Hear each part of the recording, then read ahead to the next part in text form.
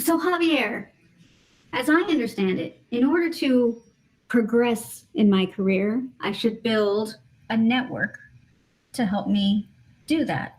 Absolutely. Yeah. However, in trying to build a network, I often struggle in having those relationships necessary to build that network.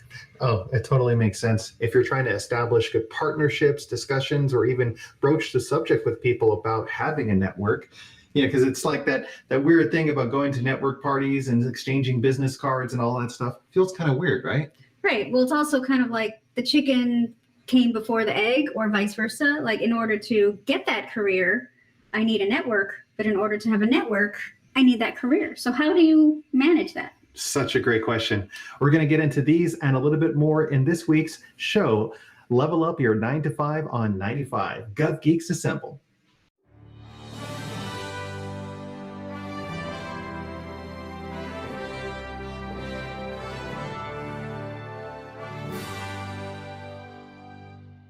Hi, I'm Javier. And I am Karen. And together we are the Gov Geeks. We get together every week on Thursdays at 6 o'clock to talk a little bit about professional development in the public sector. This week, we're talking about why it's important to manage your professional network and give you some strategies in order to do it pretty well. So Karen, earlier we were talking about some of the challenges with establishing a good network. What are some of the struggles that you've experienced? Just getting started, and being an introvert, networking is not, it doesn't come natural to me. So it's a little bit daunting. I remember going to many events with you and networking with various people. And it was just something that I had to become more comfortable with.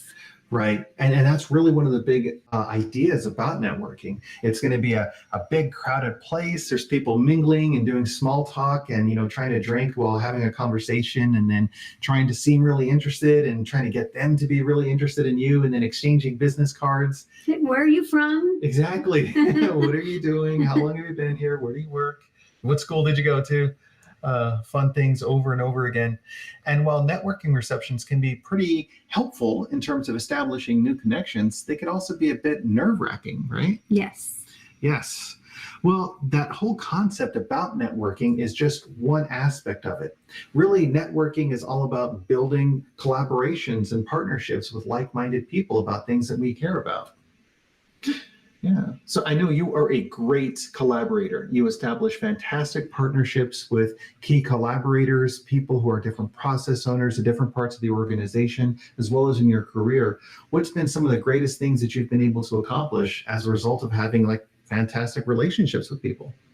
I think just building the relationships, period. So yes, building those relationships led to things that I can put on my resume, but I think building that, coalition within my network, I think has been one of the benefits to it. So I would say just getting to learn different areas of the organization, what other people do within the organization, that we all have the same struggles and things that we're trying to overcome. And I think that really helps to build those relationships and in turn, build the network. There you go. And in turn, build the network. And I think that's really the big thing that we're going to talk about today. It's not so much about, here's my information, give me your information, and we'll exchange emails and see what we can get from each other. But really, what can we both get with collaboration? What can we define together through our partnerships? Right. And we're going to talk about that today with 4 tips to building a network. Exactly. So if you're interested in how you want to build your network, build your collaboration and your organizational prowess, this show is for you. Okay, Karen, so what is the first strategy for building a solid professional network? So the first one is to start early and nurture often. Yes. So you want to start building your network early on in your career, not just when you're ready to head into the executive level. Yeah, one of the challenges that we run into in coaching a whole lot is this idea about networking. People feel that they should have an established network. They can, like in the movies, pick up a phone call and say, hey, I got a favor to call in. Or the Rolodex, remember those things? Exactly, just like feeling through the Rolodex. Yeah. Like in Harry Met Sally. Yes, exactly. When she's picking out the she different folds guys. the corner, married, and puts it back in. Carrie Fisher, such a great Retired. actress. Exactly. Well, yeah, I mean, it's all about establishing good networks with people, and it's all something that is value based, which we'll get in. But it's something that you should begin just having conversations with people, starting early, having one-on-one conversations, and then also nurturing that relationship. So it's not something that really goes dry. Almost like if you have a good friendship with someone, and then you haven't spoken to them in like 5 years, and all of a sudden out of the blue you pop up and you say, hey, how's it going? You want Can to I help have a me job? move? You want to help me move? Exactly. The friendship really isn't that strong at that point. And that's the whole point also in networking. You want to establish solid relationships to maintain a really good ongoing conversation with people. And I think one of the keys to that is really what the relationship is based on. So if you have areas in common, that you want to talk about that are related to your professional growth because they have similar interests as well, that is where the connection continues to lay. Right. Well, I also think it's kind of like what they say about a really good friendship is that you don't have to be talking every day and every minute, every hour in order to have that connection. That true friendship is you haven't spoken for a while, but when you get back on the phone and start talking, it's like the time hasn't passed. Right. So I think similar for the networks where you don't have to be, it doesn't have to be somebody that you're working with day in and day out. But if you've built that strong relationship and that strong rapport, when you do pick up the phone after a while and say, hey, how are things going? Just, wanted to touch base with you. I have this opportunity, but wanted to kind of, run it past you and kind of, see what you think, maybe give me some advice, then they wouldn't be hesitant to offer that up because, again, you're a strong part of their network and Exactly. valued. And valued. Yeah, and that's really the big thing. Because again, you're reaching out to them with an opportunity, a reason to connect. And on top of that, though, even though there may have been a couple of years, a couple of months that has passed since you had your conversation, they realize that you're busy as well. They're busy just the same. So just taking the moment to connect and interact with people is really the thing. And also think of your network as your extended friends that you have, your friendships that you've established along the way. So if the person had a birthday, if there was something of a nice news article that had come out, if you knew something about their agency that's going on in the news, you can reach out to them and ask how things are going. Of course, always happy birthdays, things like Right. that. Things that are important to them. And I think of the different milestones or different things going on. Yeah. Yeah. So many times it's happened to me where I think of a coworker who no longer works with me, and I'm like, oh, I should reach out to them and see how they're doing. And then almost moments later, they actually text me at the same time, which I think is very strange. But that just goes to show that you want to try to continue to reach out to individuals. So, and who knows, maybe you're going to bump into each other at other places as well. You could be at different training and development seminars, symposia, things like that. Or perhaps because you are in the same field, you're experiencing the same issues. Who knows, you could just reach out and connect with them on those topics. Yeah, absolutely. So the whole idea is really to start it early and continue to nurture that relationship as you continue to evolve in your career. Right. Even if you feel like you don't need the network, which I think we'll come into this in the next part of it, what part of our show here, where we talk about the value-based interactions. And I think that's where that's key because you don't want to seem like the person that only shows up when you need something. Right. So continue to nurture that even in times when you don't feel like you need a network because you can always use a network. Yeah, you can always use a network. And this whole idea about you want to make sure that you have the well dug before you get thirsty. So having that fountain of connections and relationships established already is very helpful. Because sometimes if you're so focused on your career or your job and you're looking at from one perspective or one angle, and then all of a sudden you're looking for something else because, oh my gosh, I got a new boss or this thing changed. And or this is technology terrible. changed and now you need to find another way to do something. Yeah, that network should be there all along because, again, people hire people. They don't hire resumes or pieces of paper. So if that relationship is there and there's recommendations and referrals that are attached to that, really that's what it's about. And the same thing for you. Like if a person came to you and you had a good relationship with them, you trusted them, you valued their perspective and their opinion, why wouldn't you recommend them for something, especially if you knew of an opportunity? Right. Yeah, those are partnerships. Yeah, which brings us to our second point here of don't be toxic. Yeah, that's really a big thing. It's not about having a person on speed dial just to get whatever it is that you want. You're not taking, you're giving. Think of it of like you're in the service industry. You're there to help them just as much as they are there to help you. That's what it's about. You're not just taking stuff from people. Right. It has to be reciprocal. You have to, be able to provide some value in turn, right? It's not just showing up and calling somebody up and saying, hey, I need a job, help me out. I haven't talked to you in 10 years. But there is a way to do that, right? If you continue to nurture your network, even if you're not, again, talking constantly, there is a way to do that. But you don't want to be the toxic piece of the network where, everybody knows you because you reach out whenever you need something. And that's only the time. That's the only time you reach out. Yeah, they only hear from you when things have gone terribly wrong, and I just got to get out of here. Exactly, you don't understand. And also, your network is a connection of relationships. So if you think about it from that perspective, you want those relationships to be helpful for everyone that's involved, not like an abusive relationship where you're taking advantage of one person or the other all of the time. And also make sure, again, because it's a people-based concept, you're not thinking of the person as whatever it is that they can get for you. They're not like a source of stuff that you can just kind of pilfer from, but rather a person that has emotions, they have families, they have passions, they have concerns and considerations. So yeah, help support that, help support them, as opposed to, again, what can I get from this person? Right. So that's the second one, Karen. Don't be toxic. What's the third one? The third one is to be focused on collaboration. Collaboration focused, absolutely. So when you have the chance to connect with someone, if there is a collaboration that you want to propose, or if there's an idea that you want to be able to run by someone, that is how you can work well enough with your network. One of the great things that you can do, for instance, say you're a hiring manager and you're looking for an opportunity to hire someone on, and you know someone in your network that perhaps knows other people in their network. When you call them up, you can say, hey, I know that you have worked with a lot of really great people. You've mentored and developed a lot of folks that are really excelling in the organization. Can you recommend any to me to consider for this opportunity that I have? That sounds like a pretty cool thing, right? Yeah. Or another collaboration, what if you're in a position where you're looking for a job and you're trying to think through, well, how can I use my network as a way to help me identify a career or my next step or something?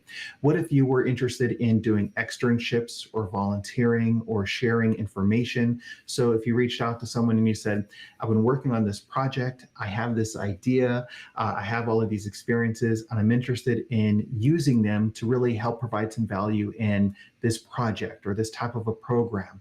Would you be interested in talking a little bit more about how we can partner up on something like that? It's more about collaboration focused rather than just picking up the phone and saying, exactly, hey, do you know of a job?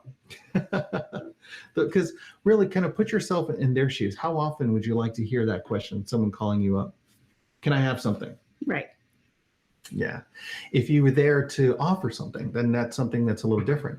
If you, as you send an email and the person's reading the email, or when they're calling you and they're looking at the caller ID and the other person kind of feels a little bit of, oh, God, I don't want to talk to this person because I know what they're going to ask for. They're just going to want something else. I mean, how excited are you going to be for that person? Yeah. You want to be engaged with individuals that, again, provide value, are showing an interest in the relationship in you as a person, not just, wanting things. Yeah. I think that's just what we all want, right? We want to be valued and feel like you interact with me on a human level, not just a transactional. No one wants to feel used. Absolutely. That's the thing. And if it's, again, a collaboration focused approach, then it's an opportunity as opposed to something where people feel like they're getting taken advantage of. Right. Which is never a nice thing. Okay, so what's the next one?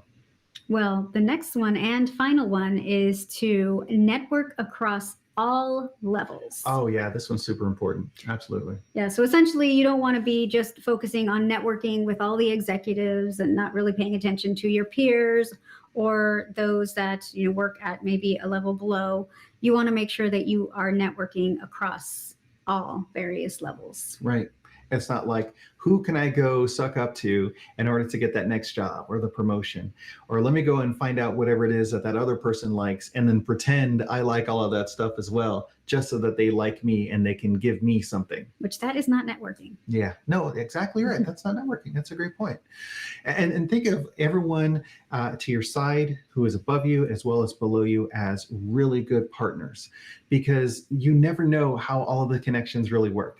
Right. And you never know when you're going to be somebody else's, be somebody else's employee, right? You could be reporting to somebody who started at a lower level, but Yep. they have moved their way up and now they're your supervisor. So we talk about not burning bridges all the time. And that's another reason why, Right.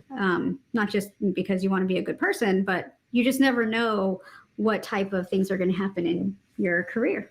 The people that you see on your way up are also the same people that you see on the way down. So say you get this wonderful position and you're like, yes, I'm awesome. Everyone is beneath me. Wahaha. And then something goes bad, you don't like where you're at, or just something happens, and before you know it, you find yourself in a position where you're reporting to another person that you were rude to or mean to, or you ignored and shut people out. I mean, really, that's right, because you didn't value them based on who they are. Instead, you placed value in their position, which you held more value in those above you rather than everybody equally. Yeah. And in government, when people decide to change agencies, organizations, they get different appointments or other opportunities in the private sector, and they're kind of like moving in and out. If you build your whole castle on this one area that then moves away, and now you're left there by yourself, well, now you're fending on your own. I mean, otherwise, if you had a good collaboration with people, then it's the people that is the castle rather than the institution or the position that you've had. Right. Or another example is, many times when executives retire or certain employees retire from the government, they come back as a contractor. So you might come back and you're working for somebody who you did not treat very nicely when you were a government employee. Yeah. I mean, I've heard that happen lots of times. Yeah, lots of times. So again, it always comes full circle. So you just want to make sure you are treating people with respect at all levels and building your network at the same time.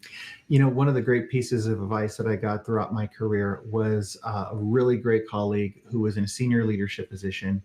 And one of the things he said is just honestly take time to connect with people, meet with people at different levels. And they not only said that, but they lived that. And they were some of the most beloved people in the organization. And at different levels, people were willing to collaborate on projects, work late, do different assignments, give their discretionary energy. Exactly. Anything that they could to make sure that, because they cared, of course, about the mission and the organization, but they really cared about that person. And it's like that Maya Angelou quote that we talked about previously as well, right? People don't remember all of the details, but they remember how they made you feel. Mm-hmm. Essentially, is what it came to. How you made them feel. How you made them feel. And all of us have the opportunity to be that difference for people in their lives, right? I mean, it could be someone that has no influence or no impact on you one way or the other, but also, I think that is a big point of character as well. Mm-hmm. How well you treat people that can't do anything for you is really a testament to your character. Yeah. So when you put all of those together, Karen, there's 4 areas of networking. The first one is to make sure that you start early and you continue to nurture that networking relationship. So establish the ongoing conversations, the connections, be of value to them, reach out if they have questions or just check in on people.